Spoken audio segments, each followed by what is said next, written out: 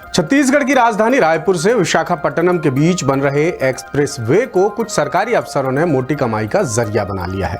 ये express way Bharat सरकार की भारतमाला परियोजना के तहत बनाया जा रहा है, जिसके लिए जमीनों का अधिग्रहण करने में कुछ सरकारी अधिकारियों ने 250 करोड़ रुपए का भ्रष्टाचार कर डाला। इस खेल के मुख्य किरदार 2 SDM और 1 तहसीलदार हैं, जिनका नाम हम इस रिपोर्ट में उजागर करेंगे। इन अधिकारियों ने एक्सप्रेस वे के लिए 32 प्लॉट्स को 142 टुकड़ों में बांट दिया। यही नहीं, मुआवजे की कुल रकम बनी 35 करोड़, लेकिन घोटालेबाजों ने 326 करोड़ रुपए का मुआवजा बना दिया और 248 करोड़ रुपए का मुआवजा बांट भी दिया। आखिर क्या है ये घोटाला और कौन है इसके मास्टरमाइंड, बता रहे हैं रायपुर से हमारे ब्यूरो चीफ अरुण तिवारी।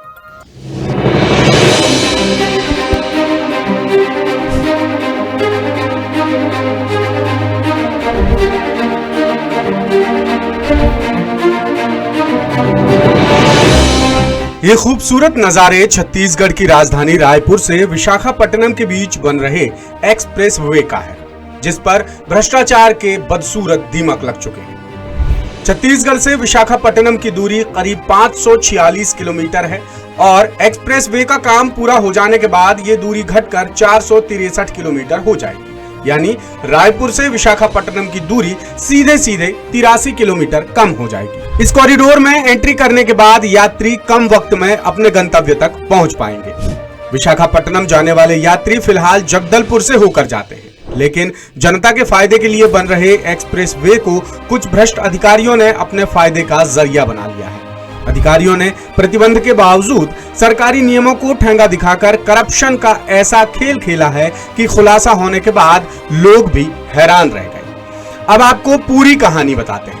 दरअसल जमीन अधिग्रहण के नियमों के मुताबिक ग्रामीण अंचल में 500 वर्ग मीटर से कम जमीन है तो उसका मुआवजा ज्यादा मिलता है। यदि जमीन 500 वर्ग मीटर से ज्यादा है तो उसका पैसा कम बनता है। उदाहरण के तौर पर 1 एकड़ जमीन का मुआवजा 20 लाख रुपए होगा, लेकिन अगर इसी जमीन को टुकड़ों में बांटकर 500 वर्ग मीटर से कम कर दिया जाए तो मुआवजा बढ़कर करीब 1 करोड़ रुपए तक हो जाएगा। रायपुर विशाखापट्टनम कॉरिडोर का प्रोजेक्ट पास होते ही बड़े बड़े रसूखदारों ने अफसरों के साथ मिलकर ज्यादातर जमीनों को 500 वर्ग मीटर से कम का बना दिया।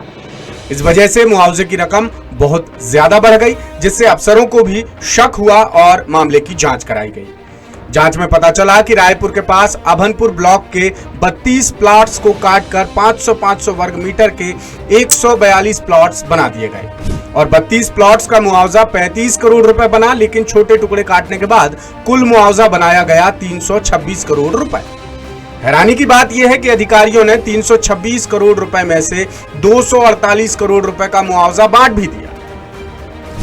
और भी हैरत की बात यह है कि सूचना प्रकाशन के बाद जमीन का डायवर्सन या बंटान का काम प्रतिबंधित हो जाता है, लेकिन सरकारी अधिकारियों ने नियमों को ठेंगा दिखाकर मलाई चाट ली। अब आपको बताते हैं इस खेल के किरदारों के नाम। भ्रष्टाचार के इस खेल में 2 SDM और 1 तहसीलदार की भूमिका पर गंभीर सवाल उठ रहे हैं।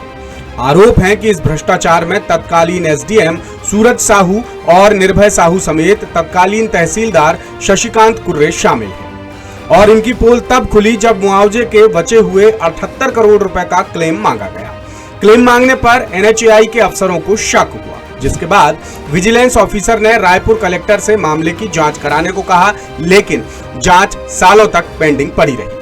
फिर जांच के लिए जब केंद्र सरकार की तरफ से दबाव आया तो राजस्व सचिव को जांच रिपोर्ट भेजी गई, जिसमें कलेक्टर ने माना कि असल मुआवजा 35 करोड़ रुपए का बना है, लेकिन अधिकारियों ने 326 करोड़ रुपए का मुआवजा बनाया और 248 करोड़ रुपए बांट दिए। दरअसल भारतमाला प्रोजेक्ट का ऐलान होने के बाद रायपुर और धमतरी के बड़े कारोबारियों ने आसपास की जमीनें खरीद ली और अधिकारियों के साथ मिलकर बड़ा घोटाला कर डाला।